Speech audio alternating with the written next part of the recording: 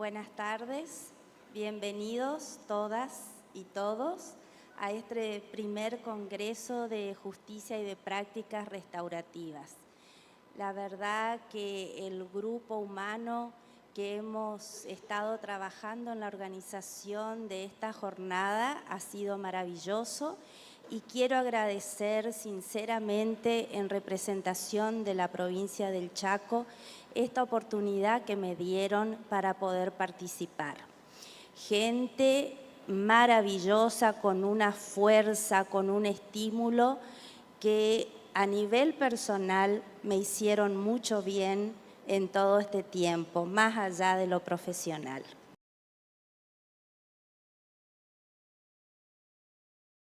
Gracias, Alicia, muchísimas gracias. Quiero decir una cosa, casi 10 años fui defensora, fiscal fui 3 años y pico. Me gustó mucho más ser defensora.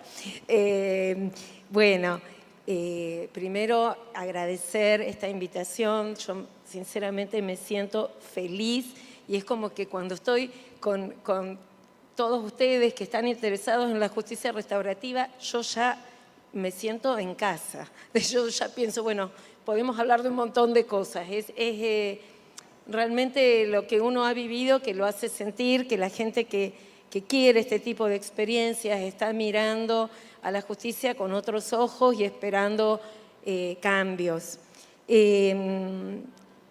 Les quiero contar, porque siempre creo que la experiencia vivencial es lo que marca las cosas. No, perdón, antes les voy a contar algo importante porque hemos dicho las mujeres que queremos hablar de esto. Les quiero contar que en la provincia de Santa Fe, por primera vez, desde el 20 de abril, somos 2 mujeres al mando de las instituciones del Ministerio Público de la Acusación y de la Defensa Penal. Es un hito histórico. Se los quería contar porque realmente es muy emocionante, muy emocionante. Así que estamos, tanto la fiscal como yo, así queriendo hacer un montón de cosas y sé que lo vamos a lograr. Estamos con mucha fuerza. Bueno, de la experiencia, porque les quiero contar de mi experiencia, por qué amé la justicia restaurativa ya hace muchos años. No me gusta hablar de tantos años porque van a decir cuántos años tengo, pero es de verdad, hace muchos años, cuando estaba como defensora pública en Israel, en menores, tuve a cargo varios años la parte de menores y las trabajadoras sociales que eran probation officers, como si las trabajadoras sociales que estaban obligadas en la justicia de menores a entregar informes sobre ellos y recomendar al juez qué tipo de tratamiento se les iba a dar, empezaron a pensar que querían otras respuestas.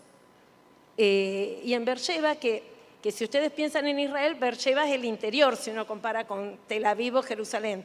Pero en Beersheba, que los otros consideran el interior, estas mujeres empezaron a pensar, queremos cosas diferentes. Y lo lograron, por eso yo me anoté. La justicia restaurativa surge sin pedir permiso, porque ellas no pidieron permiso. Ellas empezaron a pensar cómo hacerlo, empezaron a convocar a víctimas y empezaron a hablar con las familias y era todo muy artesanal, llevaba mucho tiempo de preparación. Saray, la voy a nombrar, Saray Garbli, que ella fue la que empezó con todo esto, hacía tortas en su casa porque ella quería que lleguen y haya un ambiente diferente, hacía toda una ambientación que ella había estudiado sola con otras amigas, con otras compañeras, y empezaron a hacer algo que realmente fue milagroso, maravilloso. Y yo tuve oportunidad como defensora y también como autoridad de participar en varios procesos personalmente. Y fue una experiencia que traje conmigo en mi corazón, que hoy, que lo pensé, se los quería decir, hoy que yo estoy al mando, desde el día 20 de abril, de una institución que tiene como una de las funciones principales potenciar el uso de medios no adversariales de solución de conflictos penales, tengo el gusto y la oportunidad de afrontar ese desafío de crear una política pública desde la defensa que se comprometa y realice en la práctica mecanismos de justicia restaurativa. Es un honor, un privilegio y es un gran compromiso, porque ustedes saben que no es fácil para nada, pero también les quiero decir que estamos en Santa Fe en un sistema acusatorio adversarial que nos abre todas las puertas para la justicia restaurativa. Les soy sincera, dejé el código por allá. El código me acompaña siempre, porque yo el Código Procesal Penal lo tengo para ver todo lo que puedo hacer con él. Cómo nos metemos a través de todos los intersticios que nos deja para que podamos hacer cambios. Entonces, el sistema acusatorio adversarial, que nace como un sistema donde el fiscal puede disponer de la acción, la defensa defiende y el juez es un tercero imparcial que decide en definitiva y que mientras tanto controla el ejercicio de las garantías, permite hacer criterios de oportunidad. ¿Qué implica un criterio de oportunidad? Que el fiscal pueda prescindir de la acción penal, total o parcialmente. Y eso lo dice nuestro código, el artículo 19. Entonces, acá, ¿qué tenemos? Una puerta para que los procesos de justicia restaurativa, los mecanismos que apliquemos y que tengan un resultado, se expresen en el proceso penal. ¿Y qué se hace? Se puede directamente archivar el caso, porque se prescinde de la acción, se archiva, se sobresee, se termina la acción. Ese es el mejor de los casos. Luego, ¿en qué lo podemos aplicar? En la suspensión de juicio a prueba, que bueno, eso por supuesto está en el código de fondo, pero también nuestro código es bastante amplio en la forma de aplicación. Entonces, es otra puerta más donde, si llegamos a un proceso de justicia restaurativa donde no podamos aplicar el criterio de oportunidad, aplicaremos la suspensión de juicio a prueba. Y después un artículo que yo siempre digo, el artículo olvidado. Yo creo que por eso yo mi código lo llevo y siempre quiero, es como que tengo una bandera. Porque tenemos el artículo 83 que dice consideración especial. Yo les quiero decir cómo lo dice. Consideración especial de la reparación voluntaria del daño, del arrepentimiento activo, de la solución o morigeración del conflicto, de la conciliación entre protagonistas. Consideración especial de todo esto, ¿para cuándo? Primero, como dije, para lo de la acción. Segundo, para evaluar si se pide o no una medida cautelar de prisión preventiva. Tercero, para merituar la pena, nada más ni nada menos. Y cuarto, para decidir o para evaluar en el momento de cómo se cumple la pena y qué modalidad tiene. Digamos, modalidad, extensión, todo lo que tiene que ver con la ejecución de la pena, que como ustedes sabrán hoy, yo no sé cuántos cuántos están ocupados en justicia penal, pero les quiero decir que hoy la ley de ejecución prácticamente no permite libertades condicionales, no permite, digamos, directamente confisca derechos. Hay un montón de artículos que no permiten que se haga la reinserción, porque tenemos que decirlo con todas las letras y en este lugar yo me voy a comprometer con lo que digo porque lo pienso.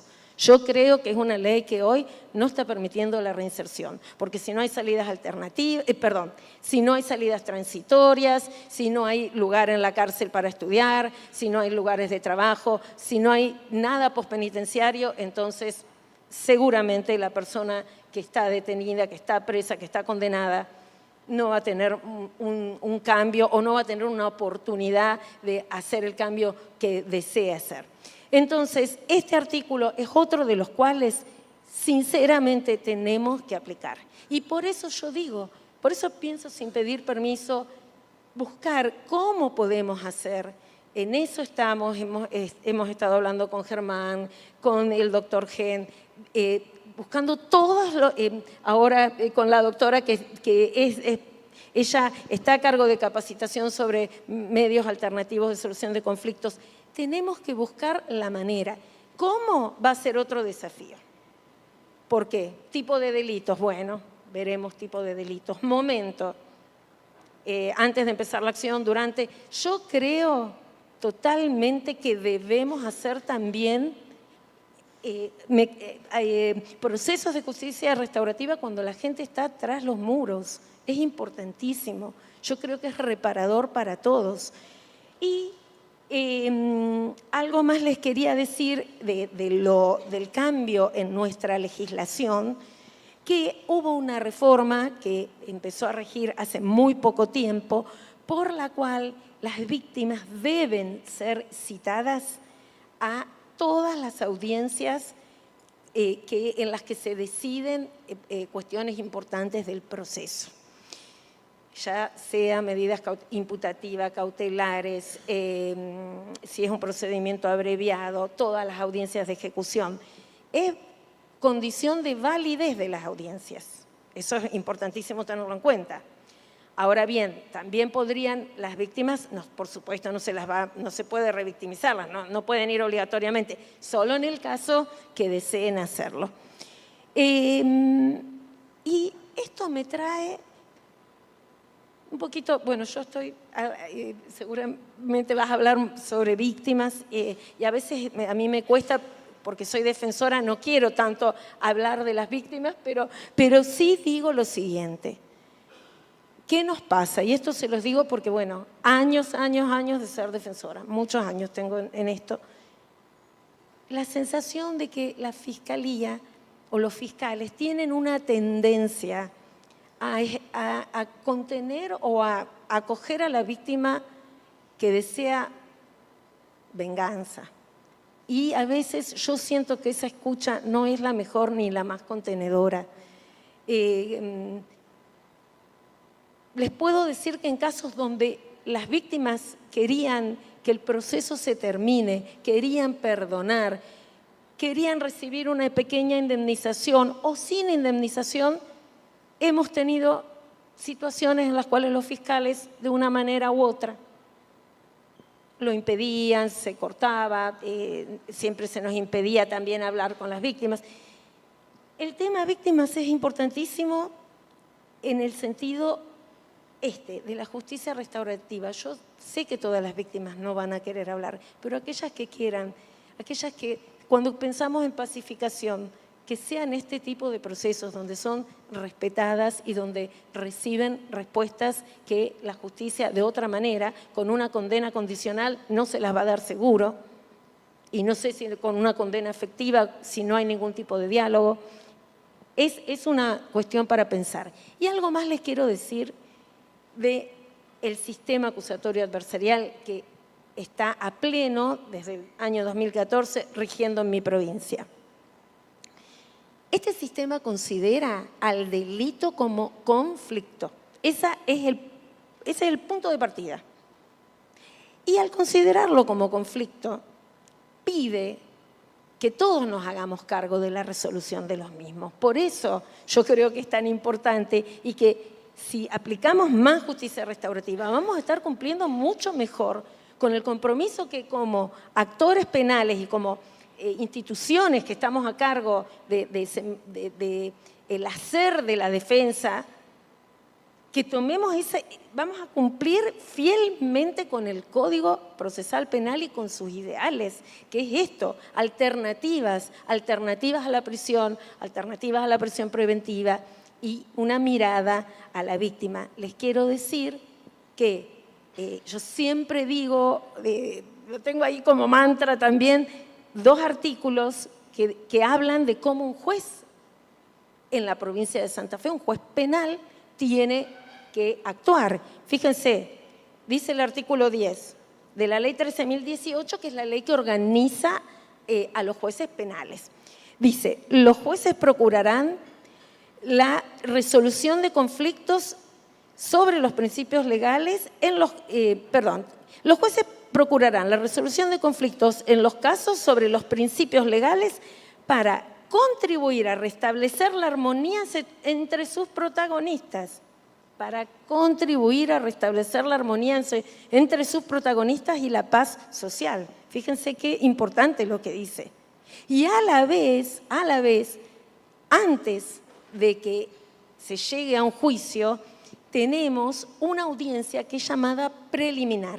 En esa audiencia se discuten todas las cuestiones pertinentes sobre la prueba y otros temas atinentes al juicio. ¿Y qué es importante? ¿Por qué les cuento esto? Porque cuando se presenta una requisitoria de acusación a juicio, nuestro código dice, entre las facultades de las partes, pedir que se aplique un principio de oportunidad, pedir que se aplique suspensión de juicio a prueba. Dice, pedir conciliación, es una de las facultades de las partes antes de llegar al juicio. Miren si no vamos a poder utilizar la justicia restaurativa mucho más de lo que hacemos ahora. El código lo está diciendo. Lo que pasa es que yo entiendo, la justicia clásica es mucho más sencilla en términos de que es más rápida, pero no trae a la paz social. Y sobre eso les quiero dar unos datos en un minuto.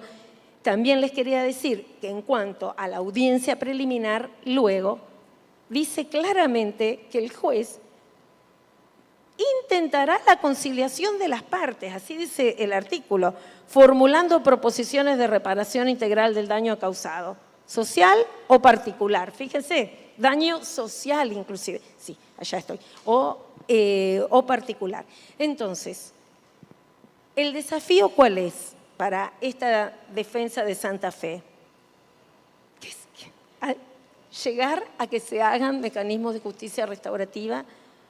Nos encantaría hacerlo conjuntamente con la Fiscalía. Yo he estado hablando con la Fiscal General, la Defensoría del Pueblo nos quiere ayudar, Germán nos quiere ayudar. Vamos a, todos los organismos que tengan ideas y nos puedan ayudar, nosotros los vamos a tomar, porque creo que está todo dado para hacerlo.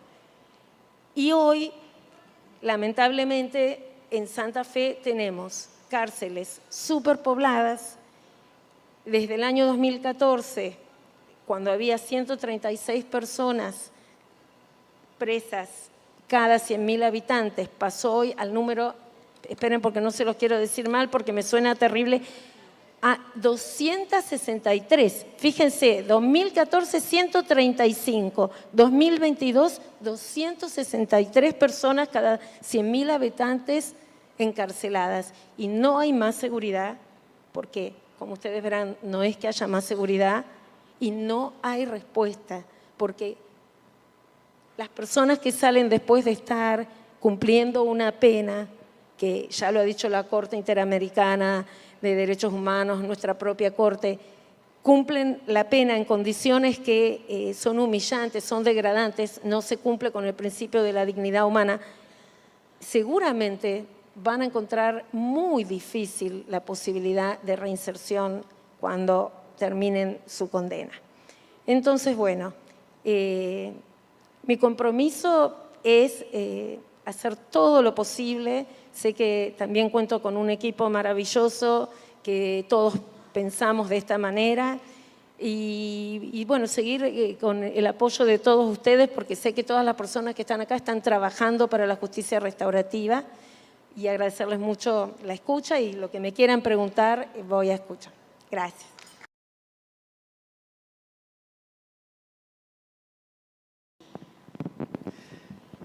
¡Qué presentación! Bueno, buenas tardes a todos y todas. La verdad es que primero, muchísimas gracias. Yo voy a empezar por agradecer a una mujer que quiero enormemente, que es Eleonora Vilés, que es con la primera con la que yo tomo contacto para poder llegar a este congreso, pero por supuesto a Germán Bauché y a todas las autoridades y fundamentalmente a todas las personas que están acá.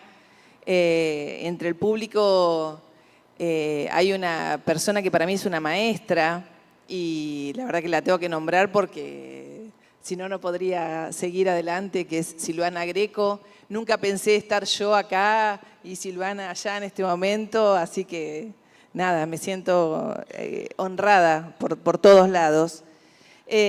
También tengo compañeros míos y compañeras acá de Víctimas por la Paz. Víctimas por la Paz es una asociación de víctimas que hemos sufrido delitos comunes de diversa gravedad, gravísimos, leves. Y uno de nuestros fundadores ha sido el juez, hoy desaparecido Mario Juliano, un gran faro para el derecho, un juez que siendo de primera instancia en un juzgado de Necochea, yo vivo en Quequén, Necochea, porque también el interior está presente, las mujeres y el interior estamos presentes.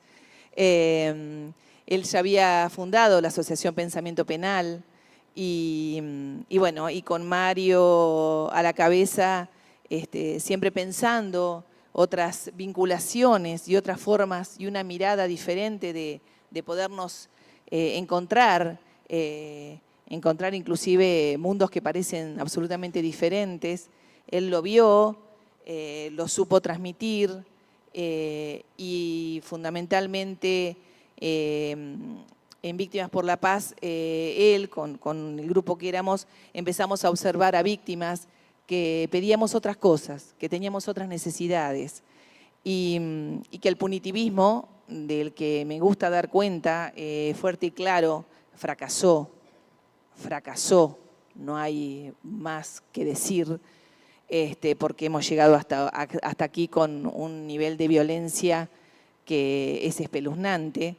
Entonces, bueno, ante ese fracaso y ante esta realidad que nos apabulla y nos pasa por encima, empezamos a pensar en otras maneras de abordar los conflictos, que por supuesto que los conflictos son sociales y que es mucho más que el conflicto penal al que puede dar respuesta, porque el conflicto social en un país tan inequitativo, tan desigual, nos genera conflictos y victimizaciones por todos lados. Nosotros nos llamamos Víctimas por la Paz, pero yo quiero dejar en claro que somos conscientes que hay muchísimas más víctimas que las que somos nosotros, heteronormativas, blancas, con determinada cultura. Hay un montón de víctimas que no están acá presentes, como las familias, por ejemplo, de las personas privadas de libertad, o esos niños que quedan a las 6 de la mañana cuando sacan a su mamá en un allanamiento, y alguien puede pensar que esos niños no son víctimas, son víctimas. Entonces, tenemos que pensar que el concepto de víctima es mucho más amplio muchas veces de lo que pensamos, y también a esas víctimas tenemos que llegar de alguna manera. Nosotros en Víctimas por la Paz pensamos que lo contrario a inseguridad es convivencia. Está en nuestros principios. Pensamos que lo contrario es convivencia y que esa convivencia la tenemos que construir. Cuando Alicia me decía que yo tenía 15 minutos para hablar, yo pensé, qué montón de tiempo tengo para hablar, porque yo soy más de hacer que de hablar, y somos así en Víctimas por la Paz en general. Somos más de hacer que de hablar, porque la convivencia hay que construirla, pero no hay que construirla con palabras, hay que construirla poniendo el cuerpo, haciendo. En la presentación de Alicia hay un cargo que yo tengo actualmente, que no lo dijo Alicia, pero porque yo tampoco se lo dije, porque se los quería decir hoy en persona, y es que hoy soy la secretaria de una cooperativa de presos. La primer cooperativa de presos en la cárcel, que inició con un consejo de administración formada toda por presos, y hoy el presidente renunció para que yo pudiera asumir como secretaria, y hoy somos la primera cooperativa con presos y víctimas dentro del Consejo de Administración del mundo. Eso creo que habla de cómo es construir convivencia.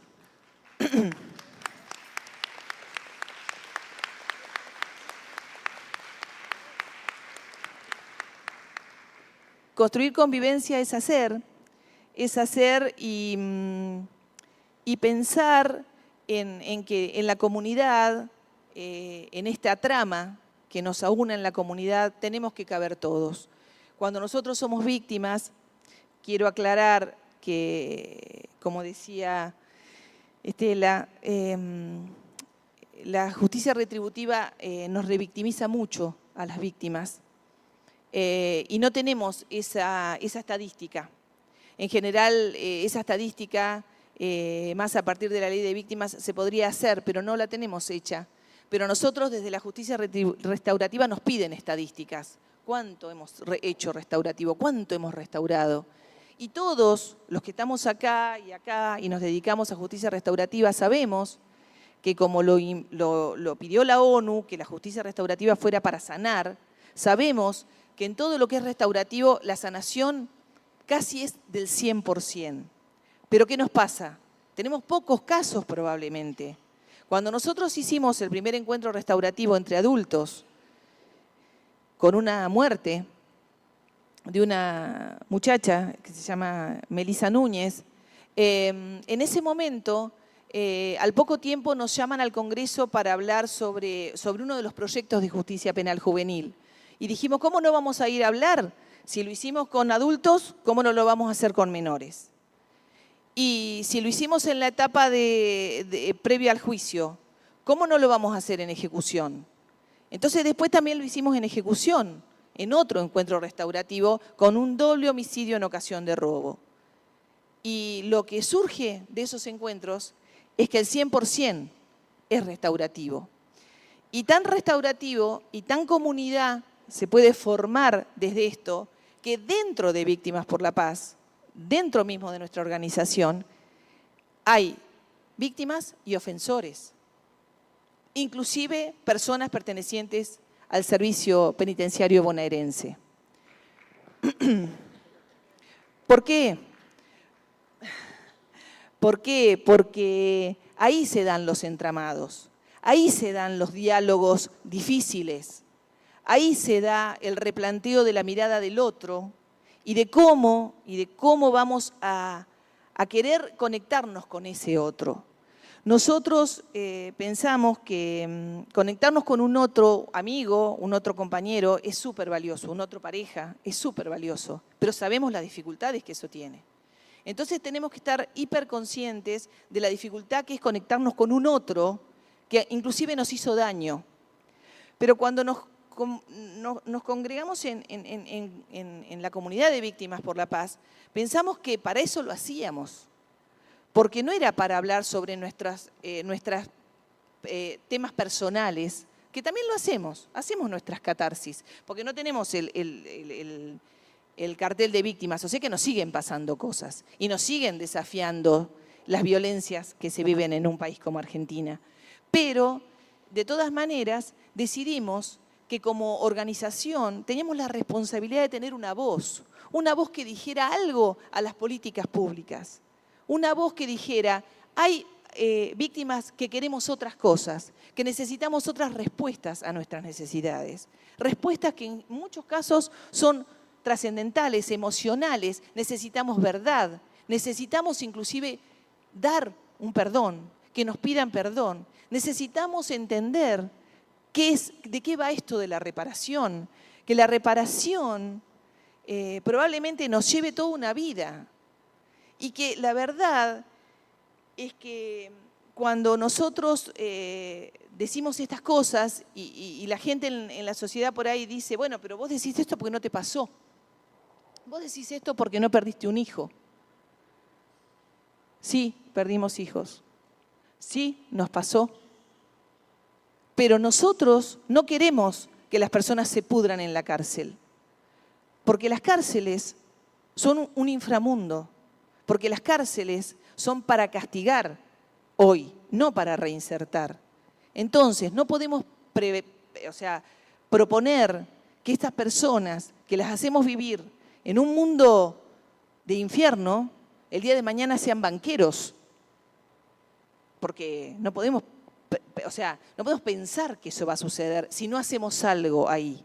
Entonces, decidimos cruzar los puentes, decidimos cruzar hacia esas otras personas. ¿Y qué es lo que nos encontramos del otro lado del puente? Personas que quieren encontrarse con nosotros.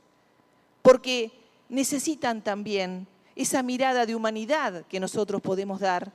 Y esa mirada nos es devuelta con humanidad, con una gran humanidad y con un gran compromiso. Porque cuando uno ofrece confianza en un otro, aunque se haya equivocado y se haya equivocado muy mal, lo que uno recepta es confianza y respeto y ganas de transformación. Porque ¿qué nos une a una asociación de víctimas y a una cooperativa de presos? La esperanza en el futuro.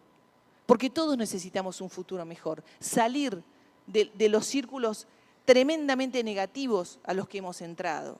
Entonces, esa transformación, cuando la hacemos juntos, es muchísimo mejor. Es muchísimo más efectiva y se genera un círculo virtuoso. Esas personas saben que han cometido errores, están intentando mejorar y nosotros podemos estar ahí para eso. ¿Por qué? Porque nosotros, por más que hemos recibido violencia y hemos tenido los impactos de nuestros delitos sobre nosotros, no hemos perdido la humanidad. Yo siempre digo que si a partir del delito que se cometió sobre mí, yo hubiera perdido la humanidad, entonces no hubiera quedado nada. Cuando el delito que se cometió sobre mí fue cuando yo era una niña. Y entonces yo siempre escuchaba, bueno, no tuvo infancia, está rota. Y yo decía, ¿estoy rota? ¿No tuve infancia? ¡Qué barbaridad! Yo no me siento así, no me siento así para nada. Entonces, ¿y quién recepta esto que siento yo? La justicia en general, mandando a la persona que cometió el delito sobre mí a la cárcel, 20 años, 25 años, no, eso no me sana a mí. A mí me sanan otras cosas. A mí me sana poder construir esta convivencia, poder pensar que esas personas merecen otra oportunidad. Y entonces, ¿qué hacemos? Por ejemplo, Constanza Cetrini, que es de Víctimas por la Paz, a la que le mataron el hermano en una ocasión de robo, hizo una plaza, Julián Cetrini.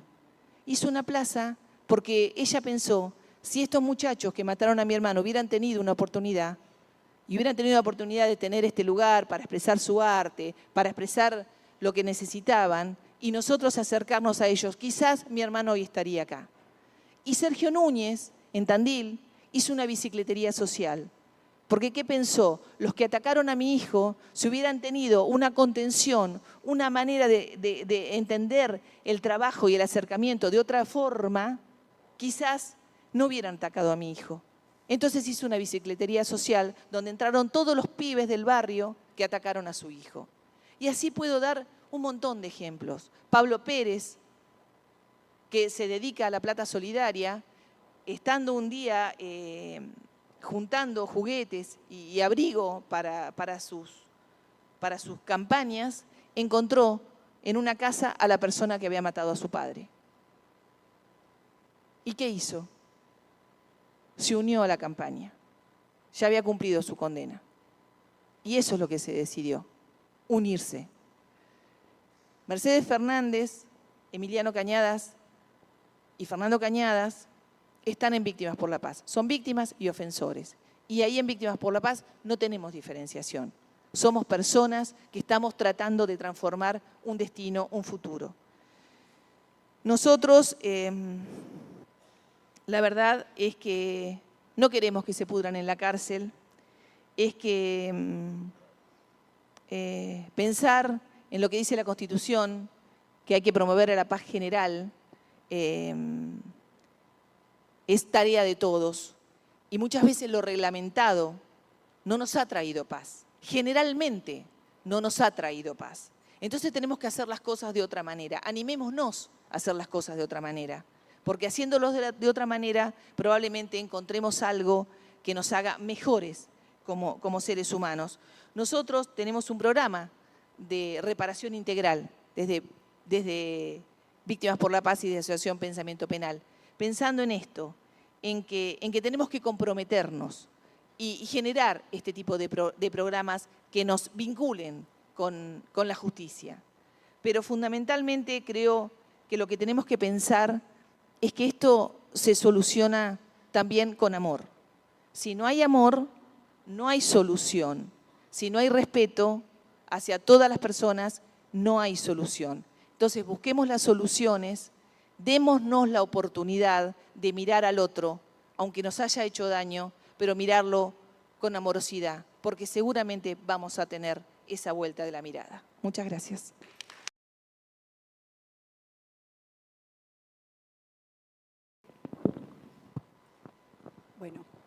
Buenas tardes a todas, a todos.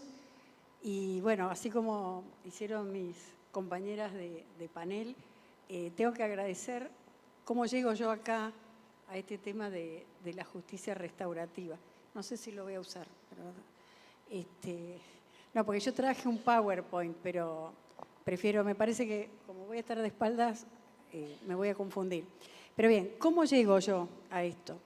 El año pasado, Germán me invita a un congreso o un encuentro, no me acuerdo cómo se llamaba, en Cartagena, para que charlemos de justicia restaurativa.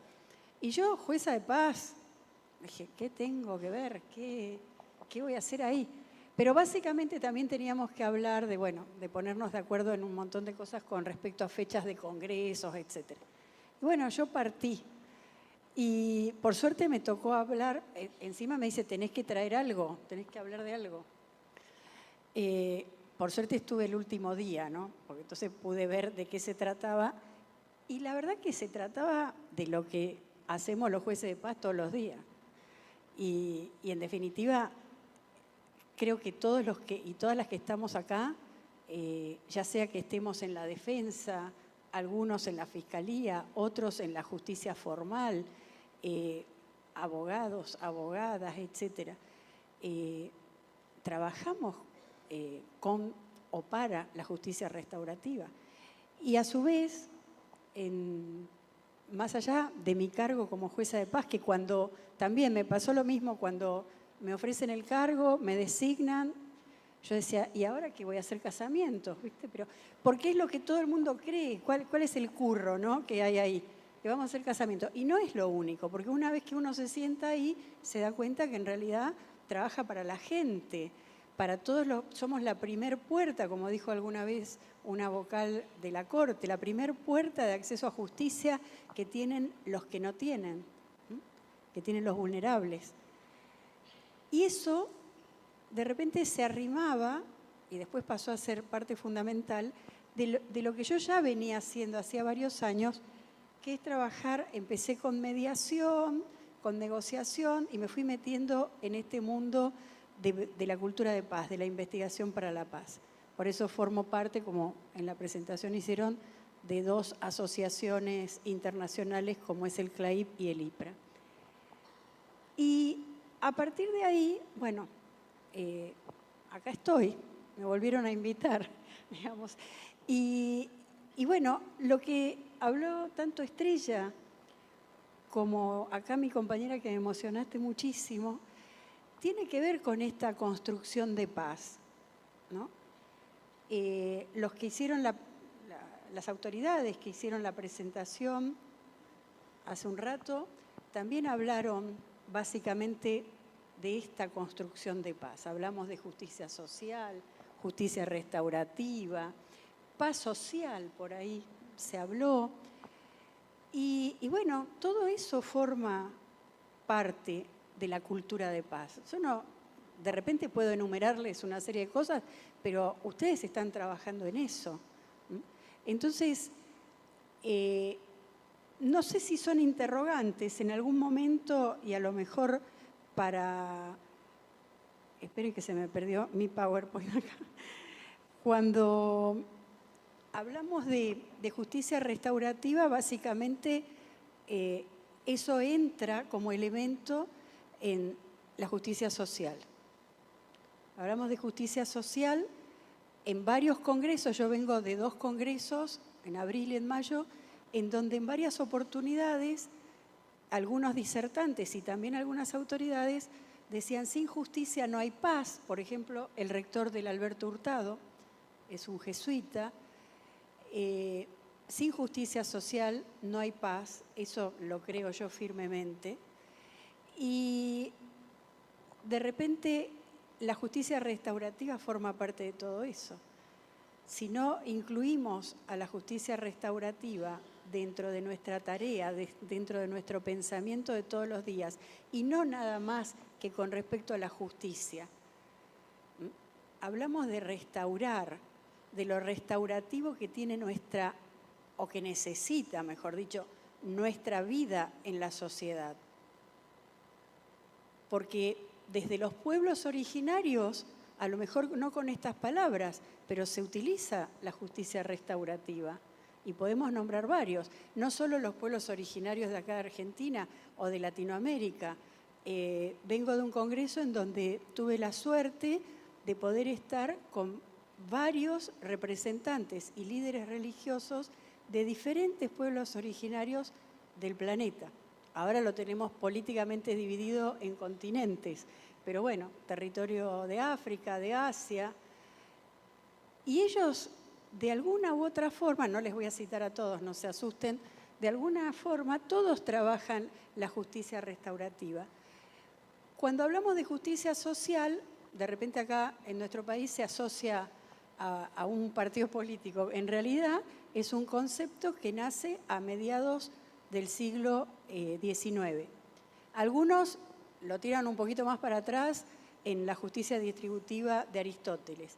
Pero así como concepto y palabra con nombre y apellido, justicia social, es de Luigi Taparelli, un jesuita, que habla de esa justicia que es necesaria. Les voy a leer exactamente como lo dice.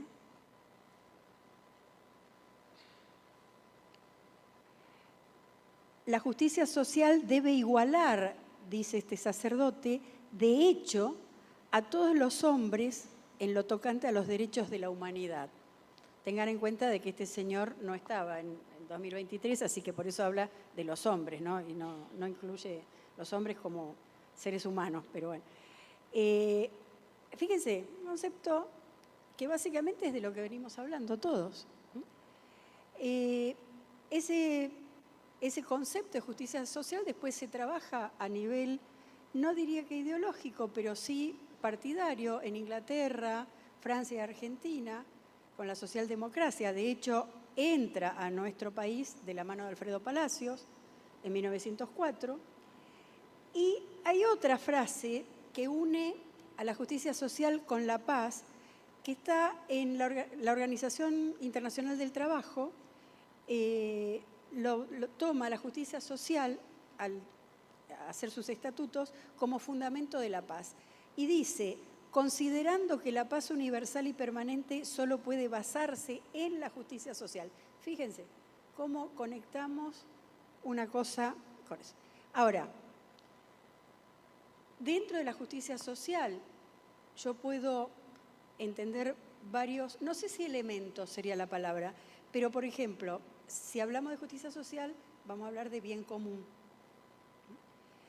Y el bien común no es la suma de todos los bienes que tenemos todos, sino es justamente algo indivisible por el cual el Estado debe preocuparse justamente por ese estado de todas y todos los que convivimos, como dice acá la compañera.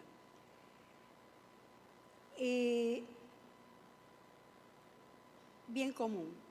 Otra de las frases fue paz social. Y cuando hablamos de paz social, ¿de qué estamos hablando? ¿Podemos definir la paz a través de lo comunitario? Y bien, sí, obvio. De hecho, yo sostengo, y a veces me peleo con algunos de los miembros de la Corte de mi provincia, porque tratando de jerarquizar de alguna forma la justicia social, les digo que nosotros nos encargamos nada más ni nada menos que de mantener la paz social en las comunidades donde estamos. Me miran, por supuesto, de dónde vino esta mujer, pero bueno. Cuando hablamos de paz, en general, si yo les pregunto a ustedes qué es la paz, salvo que lo hayan estudiado a Galton, me van a decir, bueno, es cuando no hay guerra, o lo opuesto, o ¿qué es lo opuesto a la paz? La guerra.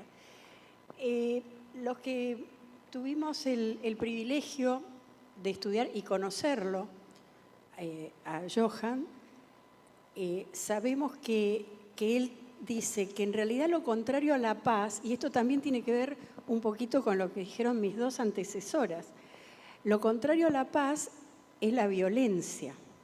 Porque la guerra, según el profesor, no es más que violencia organizada a gran escala. Entonces, yo hago esta pregunta al aire y al que la quiera recibir. Acá en la Argentina no tenemos, no quiero decir conflicto armado, porque conflicto, digamos, formaría parte de algo que después se puede transformar en violencia, pero no tenemos eventos armados en masa. No tenemos una guerra civil, ni estamos en guerra con ningún otro país. Ahora, yo les pregunto, ¿ustedes creen o consideran que vivimos en paz?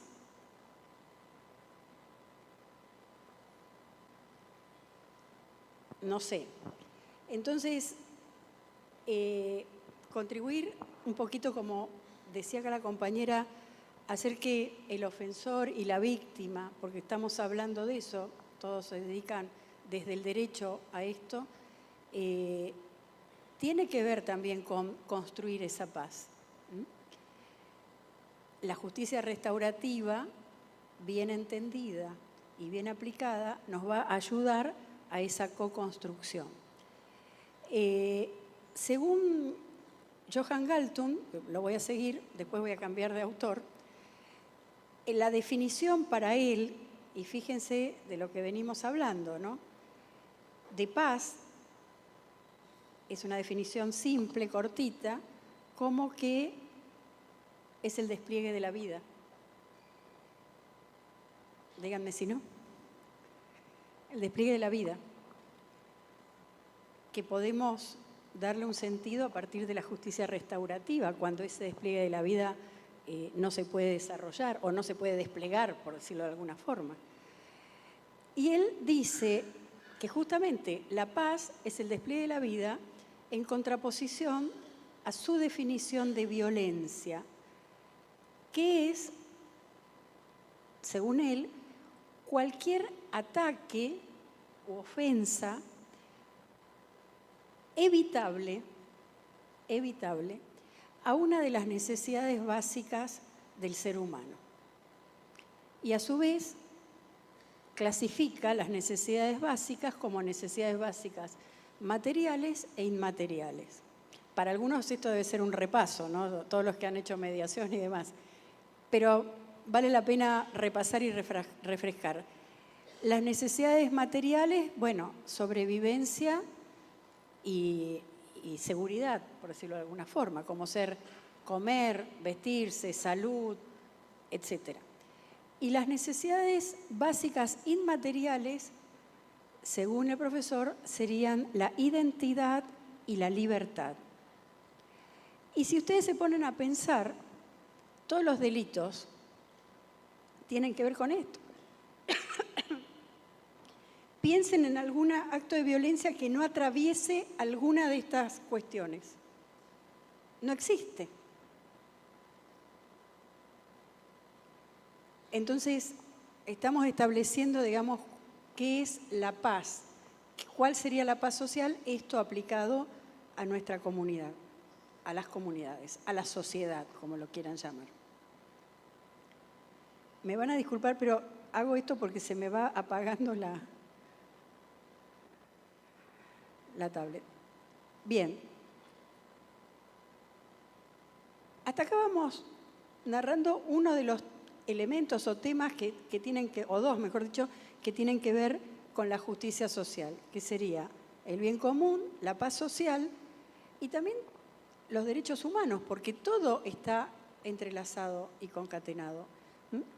El Papa Francisco, traje una frase que la voy a leer textual, en octubre del 2020, en plena pandemia,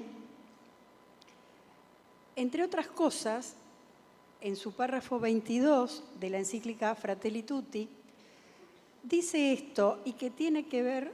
Ay, ¿ya hablé tanto? Bueno. Dice, muchas veces se percibe que de hecho los derechos humanos no son iguales para todos.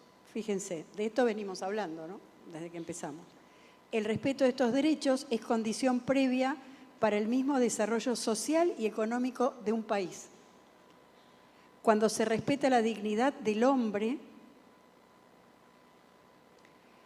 y sus derechos son reconocidos y tutelados, florece también la creatividad y el ingenio. Y la personalidad humana puede desplegar sus múltiples iniciativas en favor del bien común. Fíjense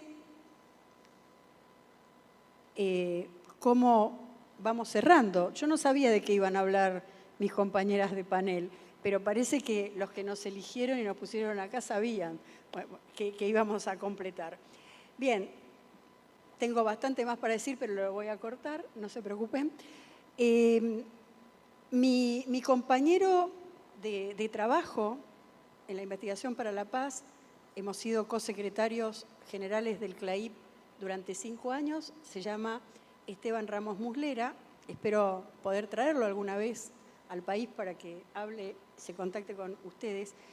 Desde mi punto de vista es el pacifista más joven y de estos tiempos que ha desarrollado una teoría a partir de Gandhi, de Muñoz, que fue su docente en España, y de Johan Galtung también. Pero él habla de la paz transformadora. Fíjense si este término no es tan aplicable a la justicia restaurativa. Y él habla de la paz transformadora porque él dice, voy a leer textual, es el ser humano el constructor, desde su particular sistema de observación de sus propias realidades y su particular universo, el modo en que los seres humanos actuamos en el medio. Se encuentra condicionado por nuestra práctica y reflexiva naturaleza, que determina nuestra forma de construir realidades. Desde la perspectiva sociopráctica, dice él, se considera que los seres humanos construimos realidades, infiriendo sentido a los estímulos que del medio recepcionamos. Es decir, nosotros no vemos con los ojos, sino con el cerebro. Pero a su vez, tenemos que ser sentipensantes, sobre todo si vamos a seguir construyendo paz a partir de la justicia restaurativa. Sentipensantes, como dijo algún ser que admiro mucho hace tiempo, porque todo lo que sentimos desde el corazón lo podemos pensar y aplicar a esa realidad que nos rodea. Entonces, trabajar por la paz es una construcción que hacemos entre todas y todos. Trabajamos por la paz desde la justicia restaurativa, desde el contexto que nos rodea y a su vez porque, de acuerdo a algunas frases de algunos pueblos originarios, por ejemplo el Ho'oponopono, con su práctica de pido perdón, en que te hice daño, te siento en el alma, el Ubuntu, yo soy porque somos. O sea, todo lo que signifique, y como dice Esteban Ramos Muslera, el conflicto, la violencia y la paz no son objetivos que alcanzar. Esto también lo decía Gandhi en una frase famosa, sino que son construcciones que hacemos entre todas y todos, como tu fundación, con lo que vos querés hacer en Santa Fe. Así que yo les pido, y para cerrar, a partir de lo que hablaron mis compañeras, les pido que tejamos juntos y juntas los sueños más brillantes desde hoy. Se llame justicia restaurativa, camino hacia la paz social y a una justicia social que nos merecemos, que no solo es necesaria, nos la merecemos. Gracias.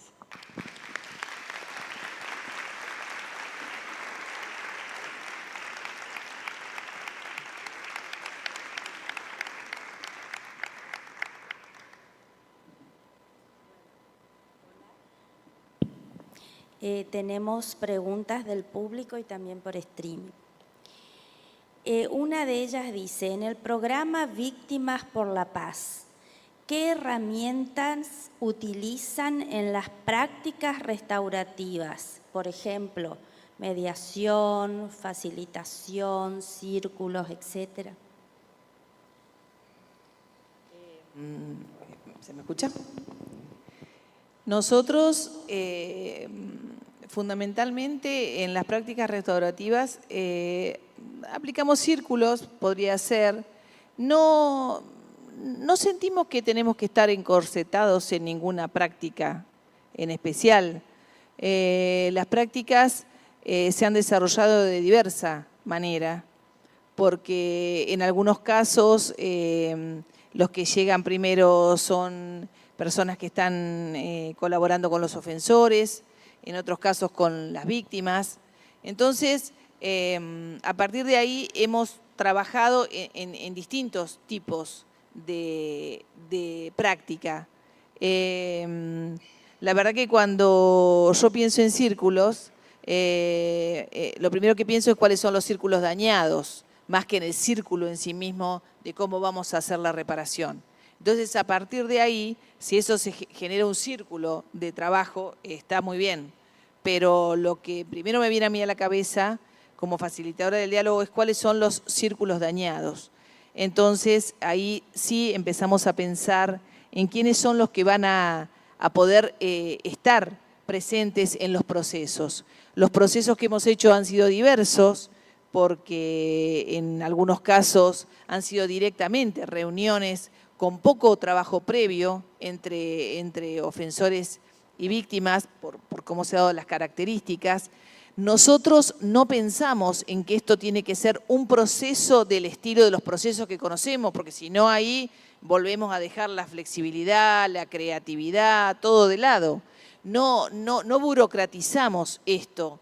Nosotros cuando lo hemos hecho tampoco de una manera artesanal que no se pueda replicar en otros, pero sí sabiendo que cada proceso es único y justamente cada expediente es único.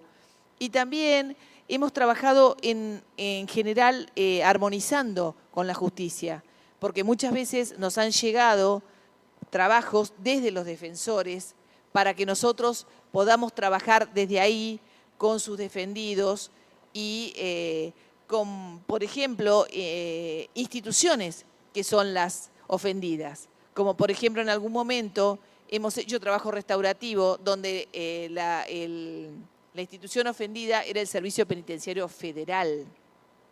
Entonces, el universo, a ese trabajo llegamos gracias a Silvana Greco, el universo, digamos, de posibilidades de trabajo es inmenso y puedo adherir a círculos, a, ¿cómo decía? Conciliación o mediación. A conciliación, a mediación. Yo creo que esas son todas herramientas que se pueden hacer mientras que preparamos lo que es realmente el encuentro restaurativo. Porque cuando llegamos al encuentro restaurativo, ya todas esas otras modalidades son las que han ido preparando el encuentro. Porque cuando lo fundamental es el encuentro, todo lo demás es lo preparatorio, que tiene un valor inmenso, pero que no me parece que uno deba pensar, hoy empiezo con círculos y mañana sigo con la conciliación o con la mediación. A mí me parece que está todo interrelacionado y que uno frente al caso concreto va a saber qué va a tener que aplicar. Y si hoy aplica conciliación y no funcionó, puede aplicar círculos y probablemente funcione. El círculo se genera orgánicamente, eso sí lo tengo clarísimo. El círculo se genera orgánicamente, las personas que necesitan participar del círculo es orgánico. Cada vez que hemos participado en un encuentro restaurativo no ha habido menos de 11, 12 personas y todas teniendo una relación muy importante y algo para decir muy fuerte con relación a lo que estaba pasando. Y estoy hablando de delitos siempre de asesinatos, de muertes. Gracias. Acá hay una pregunta para Estrella. Me interesaría saber si se encuentran programando alguna actividad en Rosario ante los hechos de violencia que se difunden en los medios. Actividad de procesos de justicia restaurativa. Bueno, yo les dije, yo asumí el 20 de abril y estamos viendo cómo vamos a hacer. Yo quería contarles, porque algo que no dije antes, que se han aplicado métodos de mediación penal no es que no se ha aplicado, pero siempre la idea fue una especie de monopolio del órgano acusador, donde cuando llegaban los casos ya al proceso y aparecía la defensa para defender los derechos del imputado, no había diálogo, no, ya está, era como si ya lo pensamos, no se hace. Eso me quedé pensando que les tenía que decir, porque de hecho hubo procedimientos, pero siempre como expropiados, donde no se podía tratar si el filtro fiscal había dicho, ya está, esto no se media, no se piensa, no vamos a pensar soluciones de paz social. Pero bueno, estamos trabajando en eso, vamos a trabajar en eso. Bien. Marité, hay un pedido, si podrías dejar el PowerPoint que habías preparado. Bueno, muy bien. Listo. Otra muy interesante para Diana. Diana, ¿cómo se conectan con nuevas víctimas? ¿Cómo se aborda a aquellas víctimas que quizás se acercan en búsqueda más de venganza que de justicia? Mira, nosotros nos acercamos a las víctimas de distintas maneras, pero lo que sí tenemos como experiencia es que las víctimas muchas de las que pertenecen a Víctimas por la Paz han ido girando en relación a otras organizaciones de víctimas, que quiero aclarar que no nos llevamos mal, sino que somos diferentes expresiones para un mismo fenómeno. Nosotros tenemos esta otra mirada.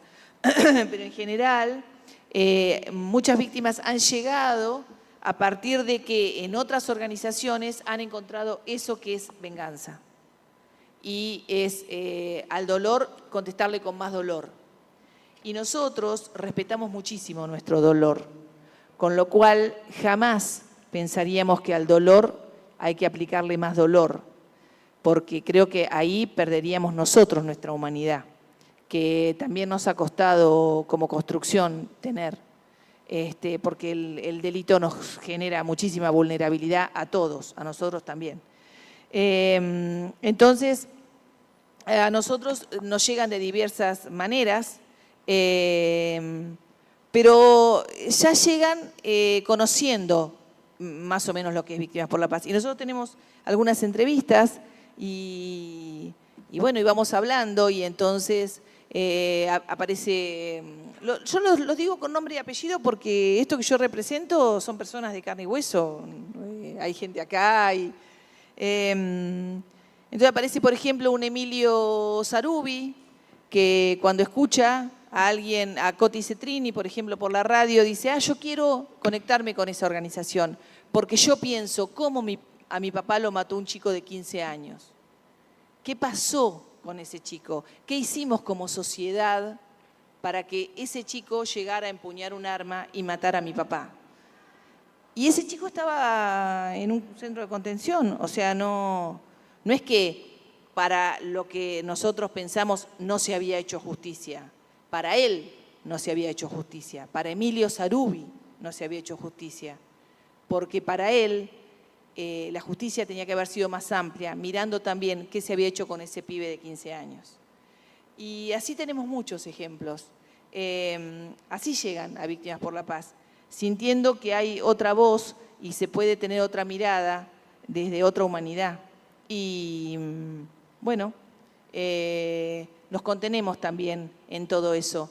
Después tenemos, por ejemplo, a un Francisco Gallo, que en su momento se llamó el juguetero de Neuquén, y a él le rompió la vidriera de la juguetería unos niños de 10, 11 años para robar unos juguetes. Y vino la policía y se los llevaba. Y Francisco dijo, no, ¿a dónde se los llevan? Estos pibes necesitan tomar el desayuno. O sea, necesitan que alguien les dé un abrazo. ¿A dónde van? Ahora, ¿a dónde van? Los juguetes son la punta del iceberg de lo que les está pasando. Y entonces Francisco Gallo, que es de Neuquén, todos los días a nosotros, en Víctimas por la Paz, nos da mimos ahí miro, compañero de Víctimas por la Paz, nos hace mimos, mandándonos bendiciones y buenos días y buena fuerza, porque todos nosotros somos víctimas y necesitamos eso también, pero siempre desde una amorosidad y de una humanidad que nos recompone, que nos hace mejor. Esa es la idea. Bueno, Estrella, quieren saber el número del artículo que hace referencia a la reparación del daño. Bueno, primero criterios de oportunidad 19, hablo del Código Procesal Penal de Santa Fe, pero el artículo escondido es el artículo 83, consideración especial, que yo creo que lo tendrán que tener todos los códigos y aplicarlo, no solo tenerlo, que ese es el problema también. Me quedo pensando con lo que les conté, los procesos no, ese artículo no se aplica, y de eso tenemos que trabajar, para eso. Quizás tenemos que rever y mirar nuestra legislación con otra mirada, darle una vueltita más, porque no está prohibido. Claro.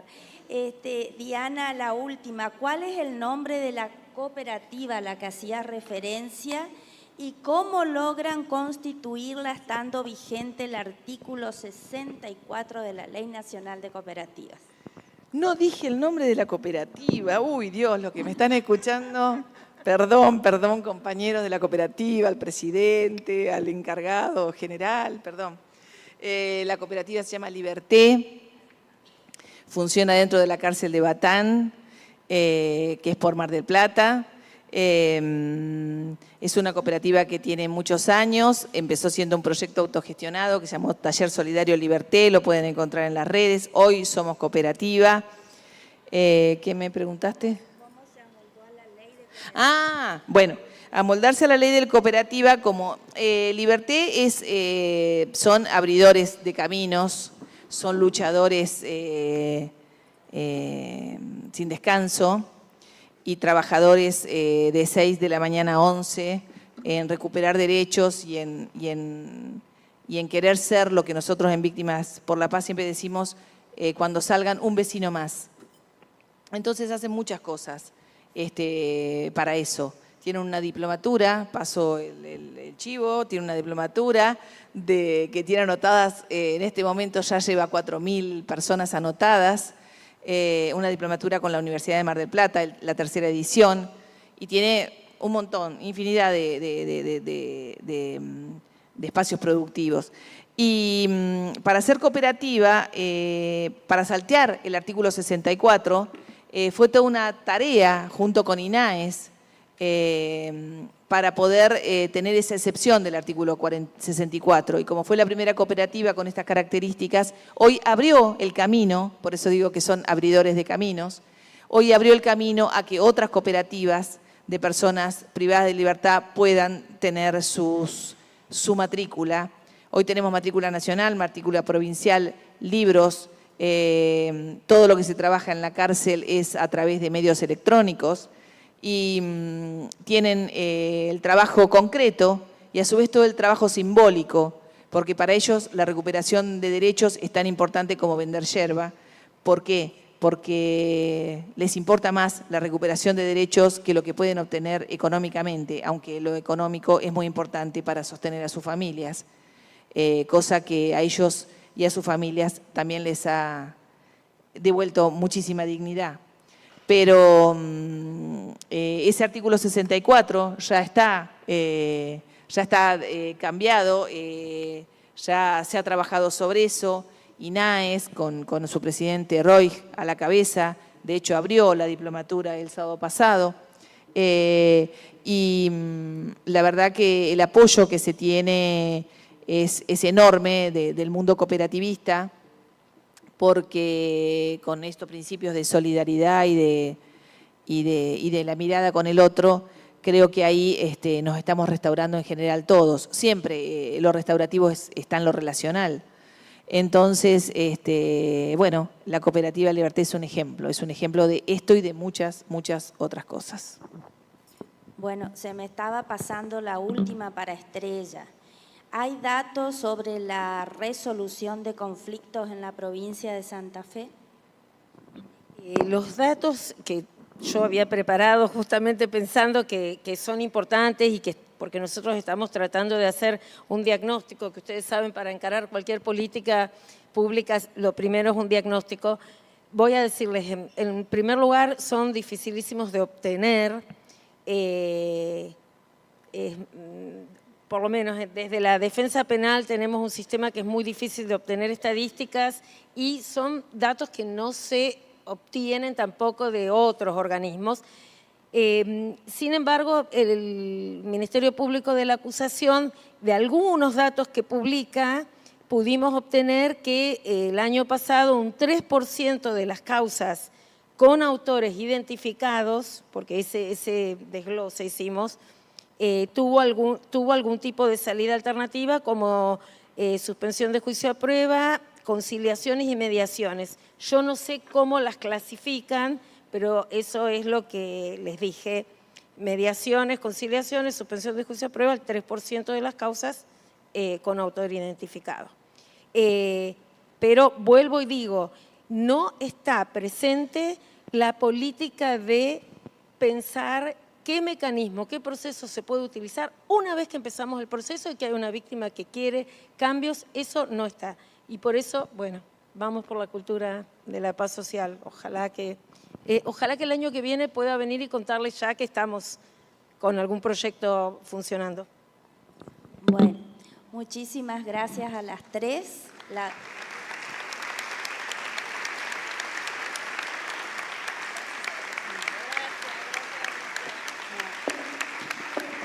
Un placer haberlas Gracias a la escuchado. moderadora, aplausos para la moderadora. No. Y a ustedes que están escuchando con tanta atención. Y a Eleonora, muchas gracias. Bueno, Eleonora. Gracias. Alicia Alcalá, quien estuvo facilitando esta mesa, es defensora general de la provincia del Chaco, es también integrante del comité organizador de este congreso. Muchas gracias, Alicia, una mesa súper potente, la gente re atenta, muchas preguntas que se hicieron acá, preguntas que se hicieron en el streaming. Algunas no las podíamos pasar porque íbamos a estar toda la tarde conversando y realmente es súper interesante. Pero para que sepan que en el Congreso muchos de los temas que consultaron los van a ver en distintos paneles. De hecho, el sábado va a tener una participación la cooperativa Liberté.